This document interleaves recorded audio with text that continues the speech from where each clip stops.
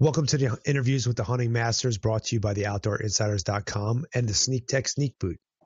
Today, we're going to talk a little bit about bow tuning and specifically walk back tuning. And we're going to talk a little bit about paper tuning, the what, why, when, and how. And today I got my good friend, Tony Cuchiara of Arizona Archery Club on the phone to help us decipher all this. What's going on, Tone? How you doing, buddy? Good, real good. How's the wife She's doing wonderful. and the kids? Yeah, everybody's doing great. Good to hear. Well, so you heard there in my intro what we have you on to talk about today. I guess kind of we'll start off with, I don't know, is it better to start off talking about paper tuning because that's what more people know about, or you want to talk about? Sure. Yeah, actually, paper tuning kind of leads into is maybe the precursor and Okay, the first thing you do before you start a walk back tune. okay. So let's talk about that. Like, tell us, more or less how, why, and Sure. what to look for. Sure. Okay, so in the shop, one of the one thing we do constantly, one of the critical things to tuning a bow is shooting it through paper. And it's not that is not the end all be all for making sure that your bow is shooting straight all the way downrange. Because what do? You stand 3 feet in front of a piece of paper, you let Mm-hmm. it fly, and that's going to tell you whether or not the arrow is tracking out of the bow sideways, knock high, knock low, whatever. If you get that left tear, that may be an indication that you're shooting an underspined arrow, which is never a good thing. And so that just it basically paper tells us what needs to be done with the bow. Okay. Okay. So Okay. with that being said, standing at 3 feet in front of a piece of paper and you shoot and you get this perfect bullet hole, okay, which I'm like I said, I'm very archaic, so bear with me here. So you would see this. I'm doing a little bit of a drawing here. You would see a perfect paper tune would be something similar to this right here, right? Yep. So you got this perfectly round hole, three little fins. You're lined up. You're good to go. Well, that tells you that you're good to go at 3 feet. Right. Okay, we don't shoot animals at 3 feet, No. right? So if you're taking that 40, 50, 60, maybe you're on an antelope hunt, you're going to take that 80-yard shot. One thing's for sure, you better make sure that arrow is tracking straight all the way down Way range. through. We're not. It's not. It's not the best practice to put up a piece of paper at 30 or 40 yards and try to shoot through it because we're not machines. Mm-hmm. Everybody has a different way of shooting form, and maybe their hand is not placed on the bow properly, which causes torque, and all that's going to be realized downrange. Mm-hmm. So what us target shooters and avid hunters do is we start with paper. Okay, that's going to tell us where, in terms of the big parts of tuning, positive cam lean at static rest, at full draw cams are lined up, all that kind of stuff is going to show up at 3 feet in paper, right? Right. Underspined arrow, etc. So what we do is we educate our customers. We take them out on a range. I take my customers out there all the time, and I tell them, look, there's another form of tuning called walkback tuning, Mm-hmm. and it's extremely effective. We get a lot of people that come in here, and we tune their bows. We shoot it through paper. It shoots a perfect bullet hole. All this kind of good stuff, and of course that's with their field points, Mm-hmm. right? And they go screw their broadheads on. They go up to camp and they say, man, I was shooting at 30 yards and my broadhead is 6 inches to the right and 4 inches low of my field point. Mm-hmm. Okay, well, most of the time there's really not much else you can do besides maybe doing something like a walk back tune or just adjusting your sights, assuming that your bow is tuned properly. Okay. Right. But the walk back tune here, what it does is it tells you at at at various distances whether or not your arrow is tracking to the right or tracking to the left as it flies down range. Mm-hmm. Like I said, at 3 feet, that minute difference is not going to show up in a tear, Right. but downrange it's gonna tell us. So what I have my customers do is I have them go out on the range at 20 yards, and I maybe we'll put up or just get a black Sharpie and we'll make a little circle on the target and Right. tell them, now I want the 6 best shots you can make. I don't care if you Robin Hood break arrows. I don't care if you knock fletchings off, break your nocks. It doesn't matter. Shoot the tightest group you possibly can Mm-hmm. at 20 yards, right? And they'll go out there and they'll shoot this really tight group, and they'll see something like this when they walk up to the target. They'll see 6 arrows all stacked up just like that, right? Mm-hmm. And what I do is I tell them, okay, I want you to pull all of your arrows except for this one in the middle. I want you to leave it in the target. Okay? So they pull the other 5 arrows around this circle. They pull them out, right? And they leave that one in. And then what we do is we take about a 3-foot piece of string, because we're shooting on a 4x4 block target. Okay. We get about a 3-foot piece of string with a weight on the bottom. You could take, string material, or I mean just even a piece of thread, and do this. And just tie a washer to the bottom of it so that it drops down. And what you do is you tie that string in a loop and you hang it from your arrow. Does that make sense? Mm-hmm. So this would be your arrow. You have a string hanging from it with a little weight at the bottom. Right. Then what I do is I tell them, leave that arrow in there, move the bail back to 40 or 45 yards, 40 yards, right. Okay?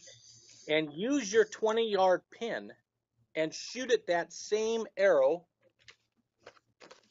right here. Right. Shoot at that arrow. Make good, clean shot.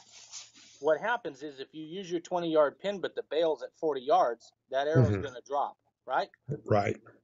So it's going to drop, and it's going to drop either on the left side or the right side, or if your bow is absolutely perfectly center shot and tuned, Mm-hmm. it's going to cut that string. Right. Okay? But like let's me. Just say, that's me all the time. I cut the string. Yeah, absolutely. Well, that's why you don't miss, and that's why you look at all those animals. I never miss. Huh? I never miss. Yeah, and the schwacker does its job, right? Yep. Yep, exactly. So let's say that your arrows, you shoot 3 or 4 arrows at the same spot using your 20-yard pin. The bail's at 40. The arrow Mm-hmm. drops, and it's somewhere over here on the left side of the string. Right. Well, now we know that when the arrow flies down range, right, Mm-hmm. it's not flying straight and true. It's tracking to the little bit to the left. Well, what happens as it continues to go around downrange? What if you're shooting 80 yards?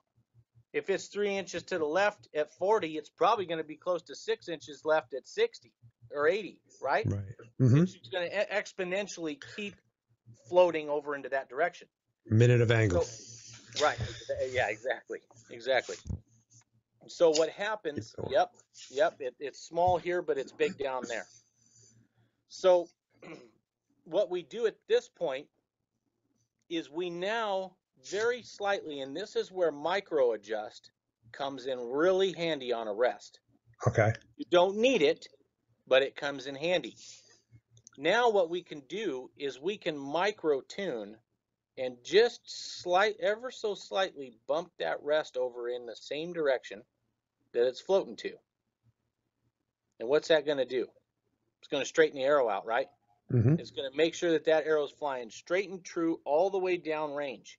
And that's extremely important when you're trying to make, those longer shots. And hey, you know what? 4 or 5 inches of float at 60 yards is the difference between hitting the shot placement, hitting the bread basket versus hitting a shoulder and not, Right.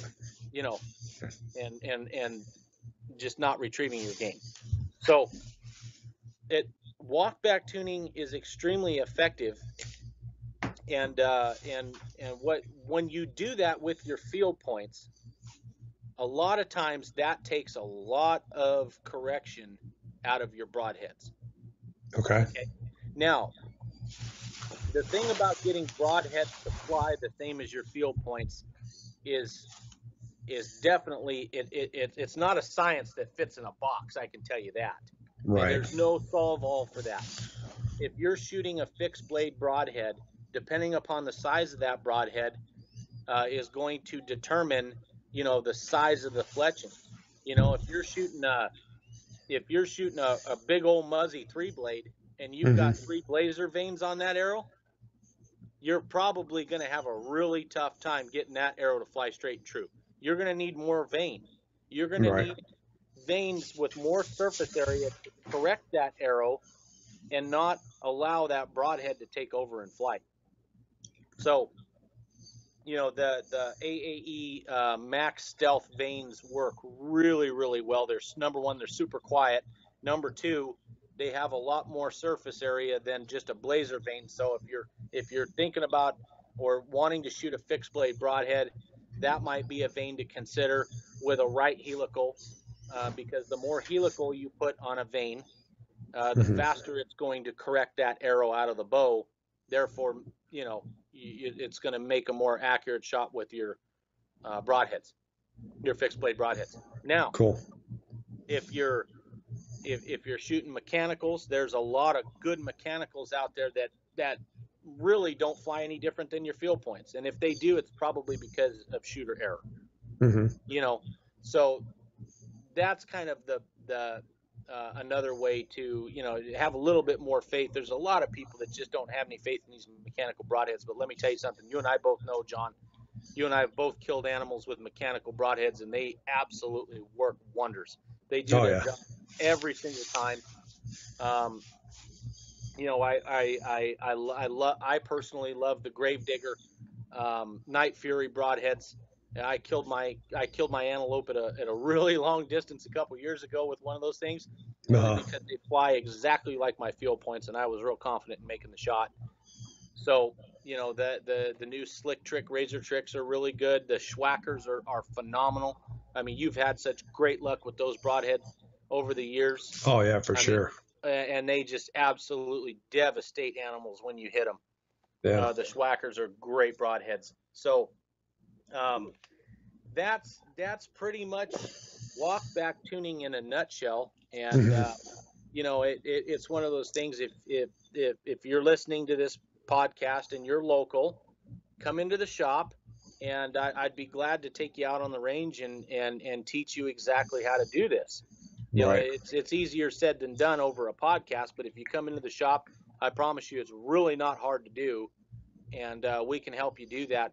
And bottom line is, the more preparation you put into your equipment, the more successful you're going to be on your hunts. So, Right. this is just a small part of what it takes to be successful in a hunt, and making sure your equipment is perfect. Absolutely. And so, was that a decent explanation for you, John? Did that? Oh yeah, absolutely. Now, and I want to run this by you because this is another way this is the way that I was taught how to do it. Okay. And it's not too far off from what you just described. Only, I mean, there's some differences. So the way I was taught how to do it was set the same thing, a very small dot. Mm-hmm. Set that target at 3 feet. Or Okay.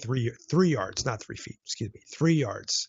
Mm-hmm. Forces me to use my 50-yard pin. Okay.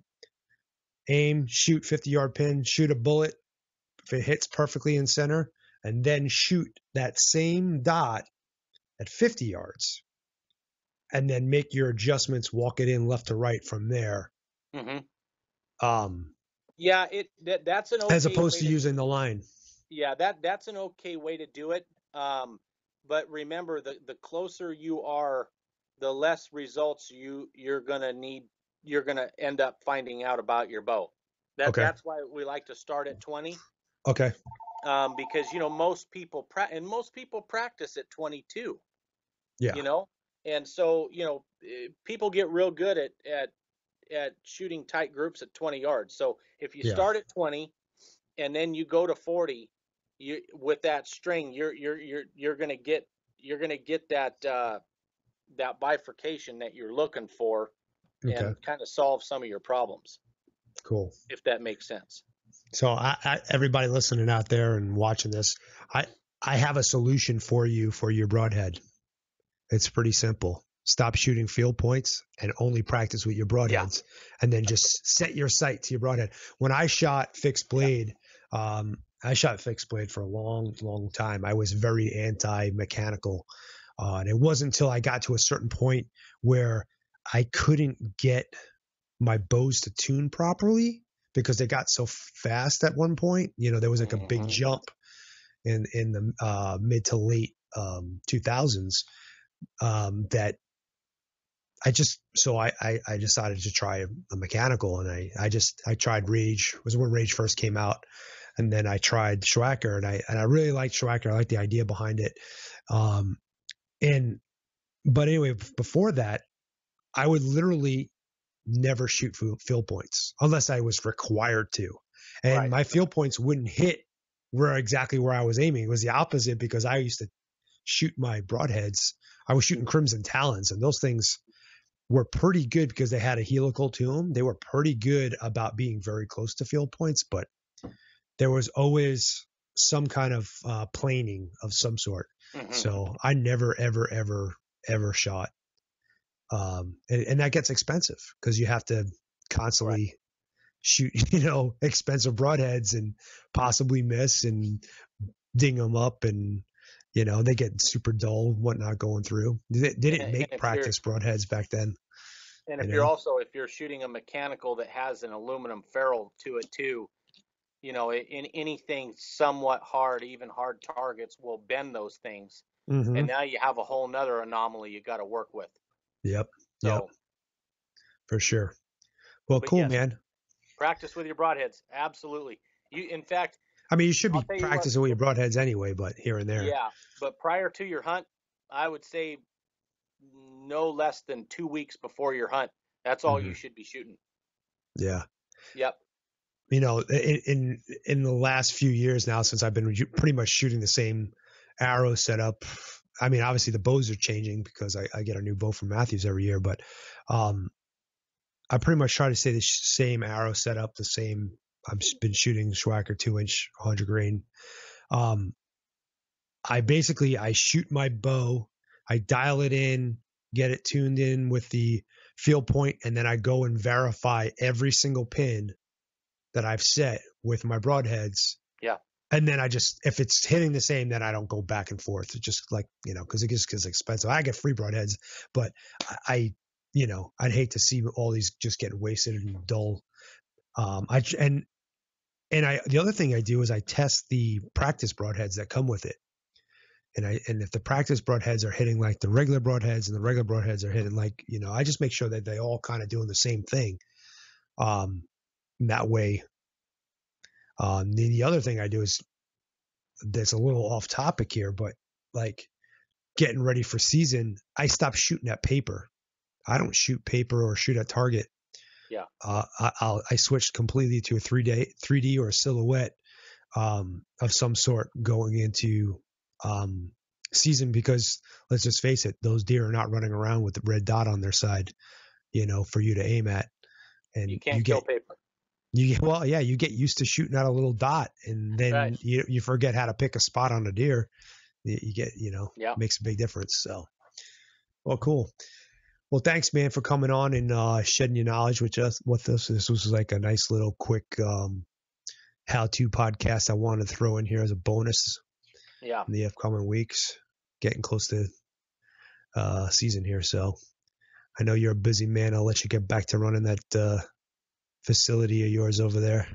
Yeah, absolutely. And you know what, John? Anytime, if you want to talk about different topics on bow tuning, I'd love to come on and share the knowledge. That's what it's all about.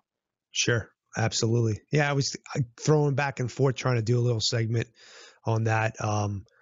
You know, every couple months, just kind of throw one in, and I feel like it's something people really enjoy and they can use. So, Absolutely.